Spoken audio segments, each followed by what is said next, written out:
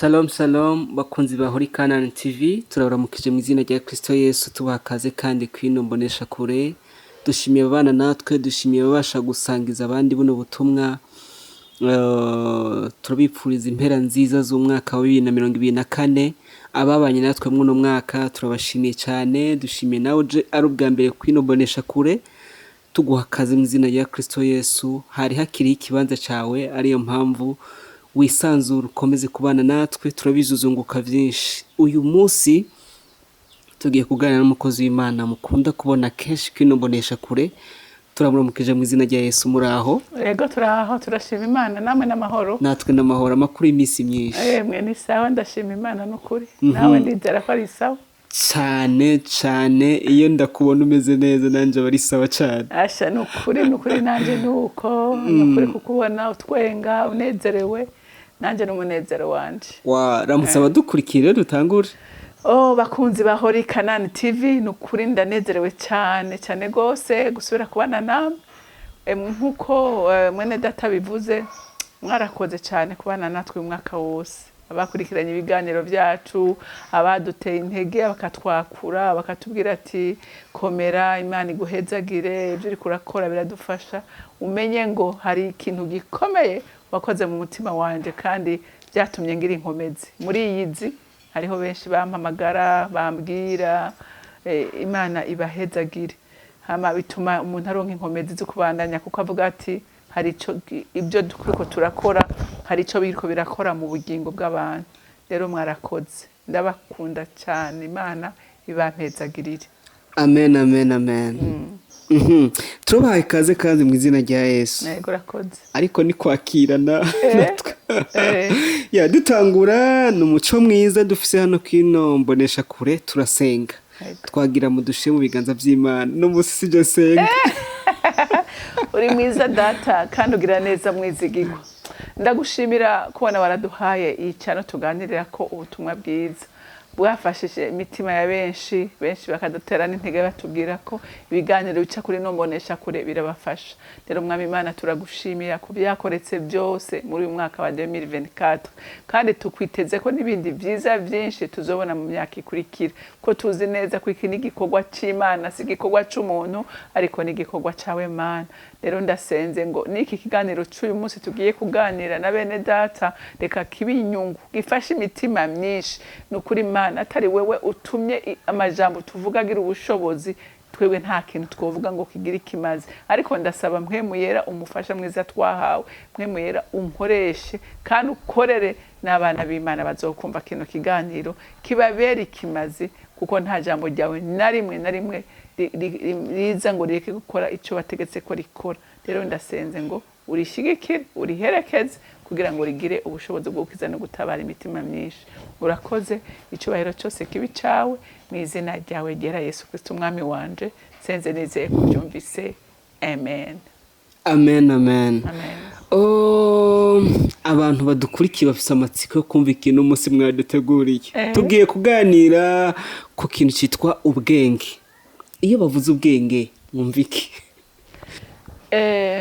iyo bavuze ubwenge je numva ari ubwenge bw'Imana kuko hariho abantu benshi bakunda kubyitiranya bakitiranya ubwenge n'ubumenyi hariho ubumenyi by'ukuri abantu bazi siyanse bazi ibintu bikomeye ariko ugasanga nta bwenge bagira rero hagati y'ubwenge n'ubumenyi hari itandukaniro rinini ubwenge n'ubwenge buva ku Mana ubwenge ni kumenya neza icyo Imana ivuga icyo Imana ikugombako ubwo nibwo bwenge kandi Imana ivuga kuri domene zose z'ubuzima bw'umuntu Imana iravuga ku ikintu rero umuntu azi ubwo bwenge bw'Imana umuhigo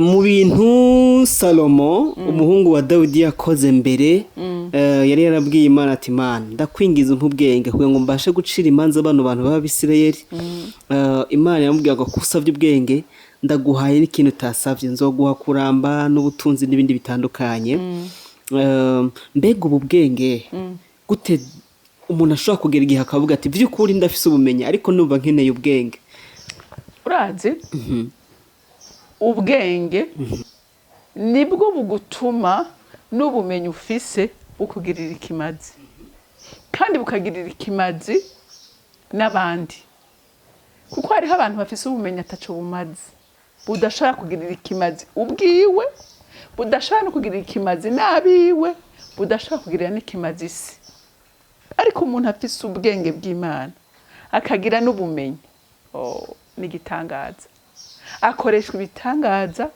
afasha isi arifasha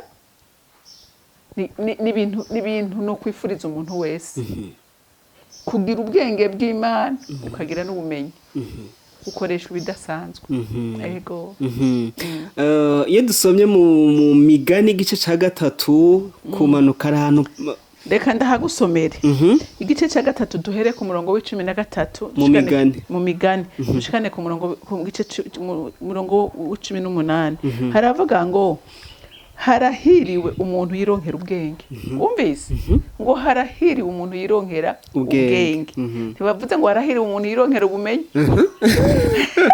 kuko ubumenyi byariho abantu muramana bafise ubumenyi barutwa n'utabugira ugasanga ashitse imbere y'igipapuro ariko arandika cyangwa imbere ya ordinateur ariko arandika iby'ubwenge iby'ubumenyi ugasanga ni kimeneke ariko ugasanga n'umuntu adashobora kuorganiza ubuzima bwiwe adashaka kuorganiza ubuzima bw'umuryango wiwe umva niyo adafise ako kazi ariko arakora abo muboregwa abo muderenka aba adeprima presque kandi ubumenyi arabufise ariko yabuze bwa bwenge rero ngo arahiriwe umuntu afise ubwo bwenge bw'Imana ariko tukiri ngaho mbega wa muntu nawe ashobora kuvuga igifaransa ciza akavuga discours nziza abantu bakamutangarira ariko afise utwo tuntu heje kuvuga ariko akaba afise ubwenge bwo gushobora kunyegeza utwo tuntu tutari twiza tuvuge ko ari umunyabwenge oya si umunyabwenge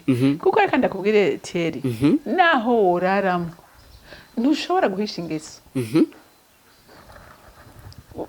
umva wayihusha uyu munsi neje mbwa hirya yeje kaboneka ntibikunda kushobora guhisha ingeso biragoye kuko ikintu gituma unesha ingeso ni bwa bwenge bw'Imana bukwigisha ko ari ushira iyo ngeso akayiguhindurira mugabe igihe atabwo bwenge bw'Imana ufise bukubwira ngo iyi ngeso ko yananiye mbega ninde yo yinkiza ubwenge bw'Imana burakubwira ngo upfuka musenga ubwire Kristo imitwaro yakunaniye ingeso yakunaniye araguha inkomezi zikwinesha rero abantu kenshi bafise ubumenyi n'iby'Imana ntibavyemera ntibavyemera kandi nawe ntushobora kwikiza ega kandi ibintu by'Imana muri science kenshi ntibikwigwamo hago abona bamenga hariho akantu k'incenga kari muri wewe iri kuravuga ibintu by'Imana kandi ni ibanga rikomeye riri reka dukomeze wumve ngo harahiriwe umuntu yironkera ubwenge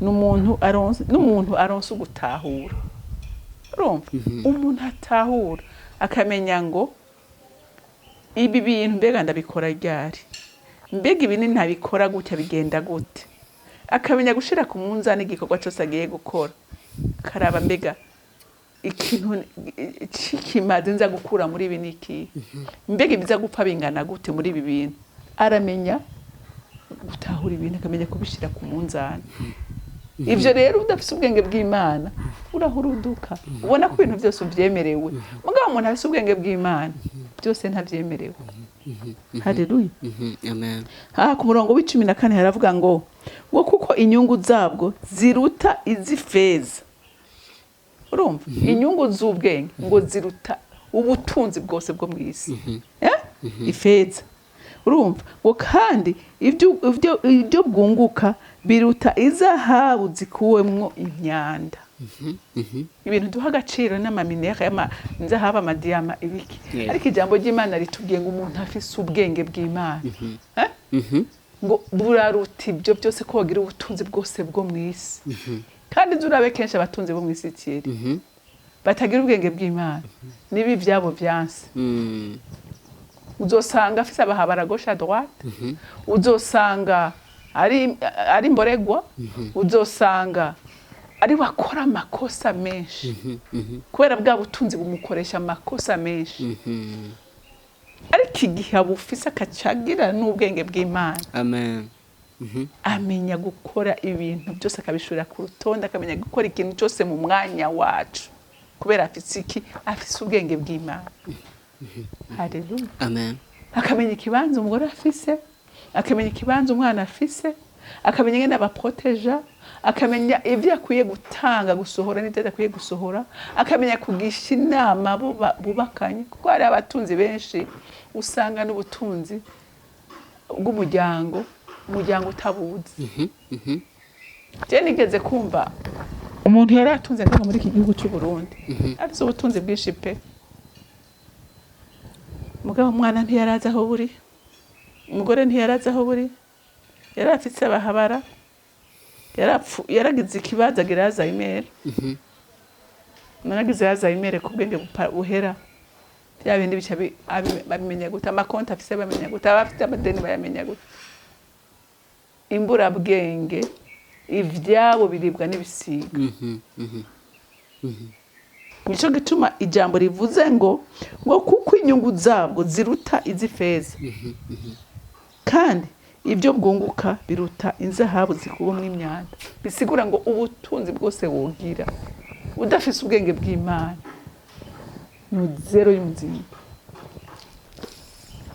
ni zero y'umuzingi ngo burusha igiciro utubuye tw'igiciro twitwa marijani kandi mu bihimbara byose nta kintu gihwanye nabwo ariko urumva bavuze ibintu by'agaciro utu tubuye turazimbye gose twitwa marijani turazimbye urumva bisigura ngo ubutunzi bwose we wanabivuze Salomo yasabye Imana ikogwako Salomo ajya gusenga abwira Imana ati Mana ndakwinginze Imana yamubwiye ati saba icyo ugomba ati je ikintu nkeneye ubwenge bwawe ati kugira ngo iri hanga umpaye kurongora nze ndarirongore neza Imana ikogwa ku mutima iravuga ati Salomo ntarusha ambwira ngo ndamukura abansi bamukikuje imbere Salomo ntarusha nsaba ngo ndamuhe kuba rurangirana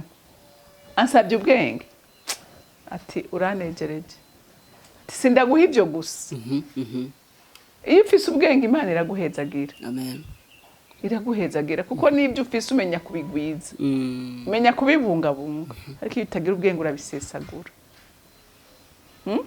urabisesagura urumva ngo kuramba kuri mu kuboko kwabwo kw'iburyo wumvise kuramba abantu bafise ubwenge kenshi bararamba uti gute bararamba kubera bamenya ega hagiye nitagira ubwenge ntumenya n'ingene ufungura neza numenye no kwibungabunga hari abantu barara bagenda amajoro hari abantu banywa ibintu bibiyica kandi babibona kubera kubura ubwenge hari abantu bakora ibintu birenze ibyo umuntu muzima akora kubera ubutunzi bafise none uwo muntu baza ko ashaka kuramba biragoye ariko umuntu afise ubwenge wumvise ngo ukuramba kuri mu kuboko kwabwo kw'iburyo umuntu afise ubwenge amenya kumenya ati ifoko ngira check up sport ifoko ngira sport ifoko mfungura ibintu hari imyaka ntashobora kurya ibi n'ibi hari imyaka ntashobora guterama amasaha arenze ubwenge buraguha kumenya kujera ubuzima bwawe neza bigatuma uramba kuko kenshi abantu turigabaniriza ubuzima harabirwa basamba nukagwara sida hari n'ibindi bigwara hari n'abazimu wandura uri muri ibyo bintu ibyo byose ntibishobora gutuma ubaho ngo urambe abandi ugasanga bagwaye ibidiyabete kubera ibiyoga abandi bagwaye amagute kubera inyama byinshi kubera iki ntumenya gukora ibintu ku rutonde urumva rero umuntu asa ubwenge amenya ingene yifata ngo mu kubamfu kwabwo harimo ubutunzi n'icubahiro hariho umuntu yafise amahera ayajya kuyamara kubera kubura ubwenge mugabo umuntu w'ubwenge aravuga ati ko Imana impezagiye aya mahera impaye ubu butunzi mpaye mbega nubugwiza gute, ariko hari uwundi atavuga ati mbesha nubukonsoma gute, icyo atashoboye kwiha, uwo atashoboye kuronka, ko mfise amahera ubu ndashobora kumugura akaduga ndamuronka, ndashobora gukora iki n'iki, ndashobora kujyana nana, ndashobora kugira urumva, kubera ubuze ubwenge. Ariko umunyabwenge amenya kugwiza ivyo aronse, kandi bituma ugira iyo uri umuntu yiyubaha ugira icubahiro, abantu barakubaha. Ubu umuhanuzwa jambo bakeneye umushinga ntaye canke bakeneye umupfasoni, baravuga ati niwaronka ijambo rivuye muri naka, ni iry'umupfasoni, ni iry'umushinga ntaye, ni iry'umuntu muzima. Urumva ngo kandi inzira zabwo zose ni iz'amahoro. Umunyabwenge ntakwega intambara, umunyabwenge yanka intambara. Umunyabwenge akunda amahoro kuko arazi ko bujya mu ntambara, umuntu yari mu ntambara agira amastress menshi, kandi stress itera ingwara.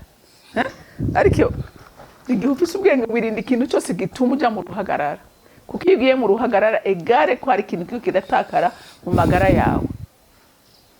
Uriko uravyumva? Donc rero umunyabwenge arahiriwe. Ngo amayira yabwo n'amayira y'igikundiro. Umunyabwenge ntacyamutungiye. Umunyabwenge ntavuga ngo reka nkore ibi kubera nakatambona. Umunyabwenge aravuga ati kisi ndagikora kuko ni kibi, iki ntigihimbara Imana kandi kikintesha agaciro. Uriko uravyumva? Mugabe ikijuju kivuga ati sha ko nakatambona nta wunzi, ndakora ibyo ngomba byose. Ariko umunyabwenge avuga ngo ijisho ry'Imana rirambona aho ndi hose. Haleluya. Ngo kandi inzira zabwo zose ni iz'amahoro. Ngo bubera igiti c'ubugingo babucakira. Wumvise? Bubera igiti c'ubugingo, kuko umunyabwenge uzi ubwenge bw'Imana aharanira kuzoragwa ijuru. Ndaharanira gusa ibyo ngaha mw'isi, kuko ibyo mw'isi arazi ko bihera, ariko ibidahera ni hariya mw'ijuru ku Mana. Rero umuntu afise ubwenge amenya aho abitse ubutunzi bwiwe, kuko azobusangayo. Haleluya. Ngo harahiriwe umuntu wese abwumirako, akavuga ati ubwenge sindabutakaza ndabwumirako, kandi n'ijambo ry'Imana riratubwira ngo batagira ubwenge babusabe. Umuntu wese atagira ubwenge abusabe, Imana irabutanga. Haleluya. Ngo Uhoraho yashirishije isi ubwenge, gutahura niko yagumishije ijuru. Aha naharenze, ariko ntaco. N'Imana ibyo yakoze byose yabikoresheje ubwenge. Rero natwe nk'abana b'Imana, ibyo dukora byose dukwiye kubikoreshwa n'ubwenge, kandi n'ijambo ry'Imana rirabitubwira mu migani ngo n'urugo no kubaka, urugo rwubakwa n'ubwenge, kurera n'ubwenge, umubano n'ubwenge, gukora akazi n'ubwenge, ikintu cyose n'ubwenge. Nakubwiye nti ubumenyi ushobora kuba ufise mugabo bukagupfako. Je ndazi abantu benshi, umva benshi bazi ubwenge pe, ariko baraba inyifato yabo ukabona barutwa n'abatigeze baja mu ishuri. Sinzi yuko nshoboye kukwishura. Mubivuze neza cyane. Twoja mu madomene menshi, ariko mu nkunde tugaruke kuri domene nka zibiri. Turavuga mu kazi, twongeye tuvuge no mu rugo. Duhereye mu kazi, abantu benshi barafise akantu kavuga ngo naka tusezeranye kontra yanje ivuga yuko dukora gushika saa 11, ku buryo saa 11 zigeze ahubwo batevye kuzosaha zahetevye kugera. Mbega ubwenge bushobora gute gufasha umuntu mu kazi ku buryo ako kazi igihe azogera igihe kugasezera azogasezera bakimukeneye? Urazi umuntu by'ukuri azi ubwenge akora araba amasaha, ariko akora araba umusaruro. Uriko uravyumva? Ubwenge ntakora araba amasaha, akora araba umusaruro uva muri ako kazi ariko arakora. Kandi uyo muntu araba umusaruro ahimbara umutima wa shebuja. Ahimbara umutima wa shebuja ku buryo shebuja niyo mubwiye atakazi ngira ndakavemo, ahubwo amwongera umushahara yiruka. yiruka, ntakorera ijisho, ntakorera isaha, ntakorera gushima, ariko arakora kuko abwirizwa gukora kugira ngo igikorwa gitere imbere. Rero umuntu w'ubwenge ntaraba amasaha, ashobora no gutaha amasaha akuze, ashobora no gutaha kare, mugabo naho shebuja mubona atashe kare aravuga ati ibyo ari byo byose ndazi ko ibyo yabizo gukora yabirangije. Nguyo rero umukozi ahimbara umutima wa shebuja kandi agahimbara n'Imana. Ego cyane cyane mu kazi harakora ikintu cy'ubwizigirwa, kandi nibaza ko ari kimwe mu vyamwa vya Mpwemuyera, kandi Mpwemuyera agendana n'ubwenge. Umuntu w'umunyabwenge ni gute ashobora kurinda izi ndangagaciro canke izi valeur ziri mu ubwenge? Ngene ashobora kuzirinda nakivuze mbere, umuntu afise ubwenge aratinya Imana, kuko hariho abantu je benshi ushobora no kubona akakubwira ngo jewe kazima ntafashwe, ariko hakaba n'uwundi muntu akubwira ati jewe nta kintu na kimwe nshobora gukora kitajanye n'itegeko, kuko nzi neza yuko Imana ivyanka. Imana ivyanka, kandi igihe uri kurakora ufite izo ndangagaciro zo gutinya ijisho ry'Imana, n'umukoresha wawe aranezerwa kuko umukorera neza, ntumwiba, arakwizera. Hari umuntu yigeze kunshingira intahe ngo yabaye, hari igihugu kimwe sishaka no kukivuga kuko ngerayo abyumva, abacuruzi ngo bakarungika amahera akabagurira neza kimwe ku kindi, nta n'ifaranga na rimwe akuyeko. Hama haza uwundi w'umutunzi vrema ngo atangura kwidoga atako jewe ati nabo tuvukana ndabatuma bankorera ibintu itabaho, ngo baramara tumva reka tukurangira umwana araho, ati twego turamwishinze, ngo aramugirira neza nta n'ifaranga yakuyemo, gushika naho ngo yashaka kumurikira nka Emiliyara mugurira ibintu. Kubera iki? Kubera yatinye akavuga ati sinshobora kwiba. Urumva ko ari ubwenge bukomeye. Uyo muntu umenya hageze uyu munsi ageze kure cyane, kuko uyo muntu yaravuze ati jewe n'umutunzi pe, ati barafatanye ahaja ni habari, kandi agenda amahanga pe, asa ama business ateye ubwoba, bari kumwe. Kubera iki? Ubwenge, ubwizigirwa. Iyo uri umwizigirwa amenya ko uba ufise agaciro gateye ubwoba, ku buryo abantu bose bagukunda, abantu bakugwanira, kandi ntacyo umuntu atogukorera azi neza yuko nawe umukorera neza. Rero nukuri umuntu wese nomuhanura kuba umwizigirwa, kuko kuba umwizigirwa bikubera inyungu wewe ubwa mbere, wewe ubwizigirwa bwawe bukubera inyungu wewe, kandi bukabera inyungu na societe. Rero ubwizigirwa burakenewe cyane ko ubwizigirwa bwatewe nuko umuntu afise ubwenge butangwa n'Imana. Umwanditsi umwe yaravuze ngo ubwenge ni kubona ibintu nk'uko Imana ibibona, ukabikora nk'uko yabishaka kubikora. Tugere mu rugo. Mu rugo kunyifato z'abantu bagize urugo, yaba umukenyezi, yaba umushinga nta, yaba n'abana bagize urugo, mbere n'abandi baba bari mu rugo, birasaba ko haba harimo ubwenge. Dusubiye inyuma abantu bavuze ngo n'urugo rwubakwa n'ubwenge, ngo tubarire ukuntu urugo rushobora kubakwa n'ubwenge, cyangwa ubwenge ukuntu buza kubaka urugo. Urazi igituma urugo rwubakwa n'ubwenge? Icya mbere utangura kumenya igituma urugo rujemo, kuko hari abantu bajya mu rugo batazi n'igituma barugiyemo, bagiye gukina filime bazi ko ari filime y'igihinde, kuryoherwa, mbaye umugore mbaye umugabo, mugasi ivyo birenze ivyo. Urugo n'umugambi w'Imana, ni projet y'Imana, kandi rero Imana ntivuga ngo ureshurwa muri ivyo bintu.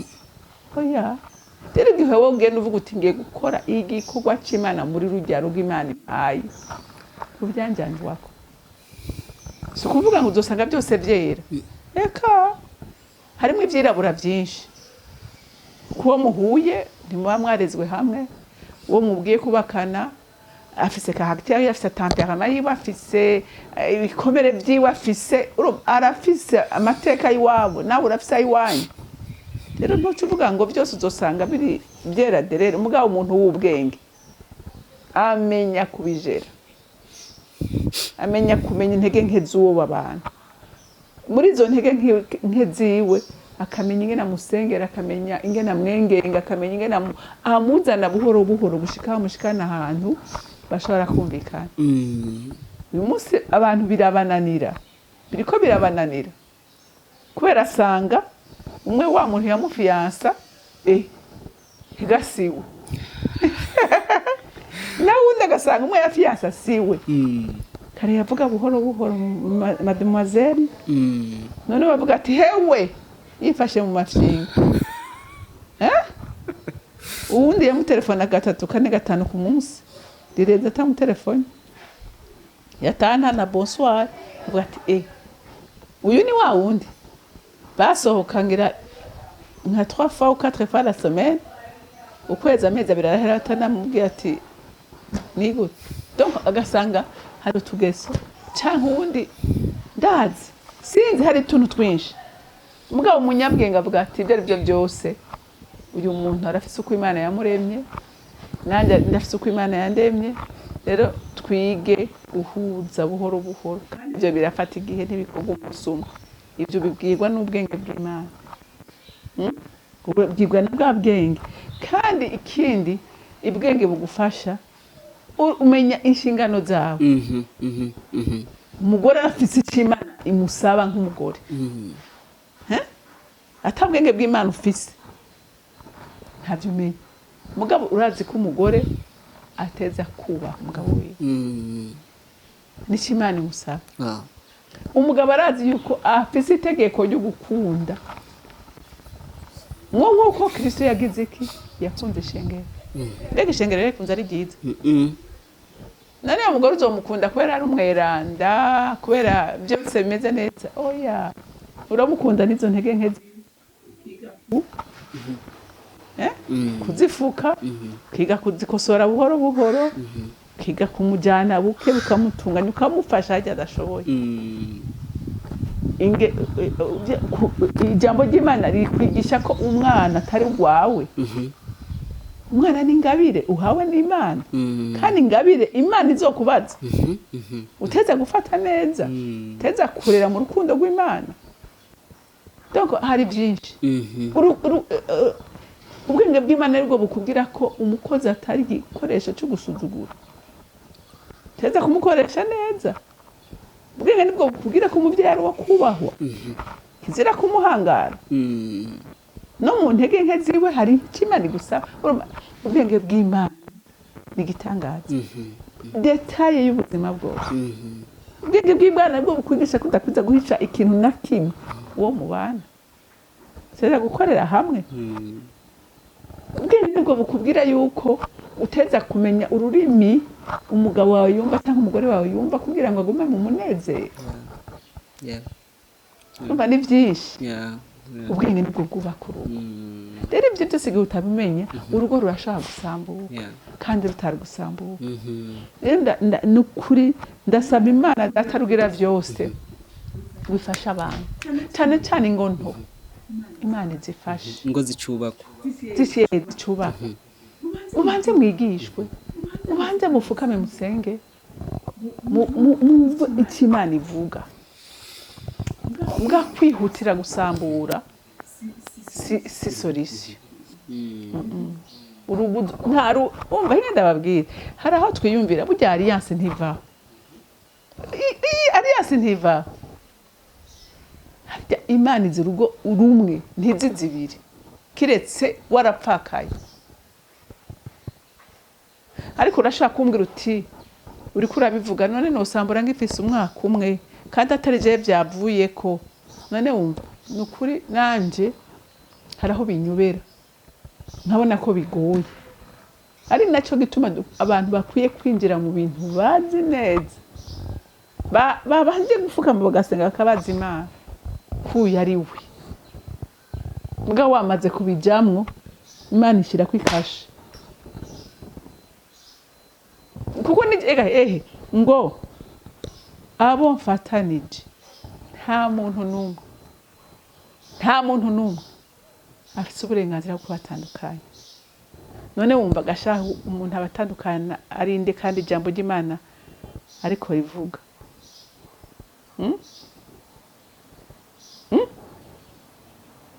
ninde ashaka kubatandukanya? Ntawe. Rero nicyo gituma Imana ufasha abantu bawe mu kubyinjiramo ntibahuruduke, ariko babanze basenge bumve icyo Imana ivuga, hama kandi bige kwitonda no kurindira. Ni ukuri ibihe byiza biraza. Nkunda kuvuga ikindi kintu, ni ukuri mwige no gukunda kwigishwa. Jewe nasanze kwigisha ari ikintu gikomeye. Umuntu urugo n'ishure ridahera, ntirihera, usaza wiga. Hari ukubwira ngo jewe ngo noja kwiga iki ngo mfise imyaka nk'iyi. Urinda usaza. Kandi ibyo wiga ushobora no kubyigisha abawe. Rero umuntu w'Imana uri kuranyumva uyu munsi, rondera ubwenge bw'Imana, niho ibyawe bizogenda neza. turiko twegeza kurangiza ikiganiro, ariko mu badukurikiye reka nabivuge gutya, hari abantu bavuga ati uyu mwaka byarangoye sinagize ubwenge bw'Imana, ngiye kubigira umutwaro mu mwaka uza wa 2025, mbe mfise umutwaro wo kurondera ubwenge bw'Imana. Nizihe nama wagira, nibiki bokora ngo bashobore kuronka buno bwenge bw'Imana ku buryo bushobora kubafasha kuba ku rugo cyangwa ikora ubuzi cyangwa kuba mu bibanza byabo neza nk'uko Imana ibishaka? Icyambere ni ukwimika Yesu Kristo nk'umwami n'umukiza w'ubugingo bwawe. Ico oye niyo fondation, nigo rufatiro rwa mbere. Mubanze mumenyane nawe, umumenya kumenya, sivyo? Kandi umenye n'icyago, kuko twabonye ku bwenge ni wabutanga. Kuko hariho abantu n'ijambo ry'Imana riravuga ngo abantu banje bishwe no kutamenya. Ni ukuri hariho abantu bakora amakosa kandi bakumva n'uburenganzira bwabo, kandi kumva ko babishigikira kubera kutamenya. Ariko umuntu azi amenya ngene yirinda. None wowe utazi ukirinda. Icyambere ni ukwimika uyu mwami abe umurongozi wawe. Ico ni cyambere. Ikigira kabiri,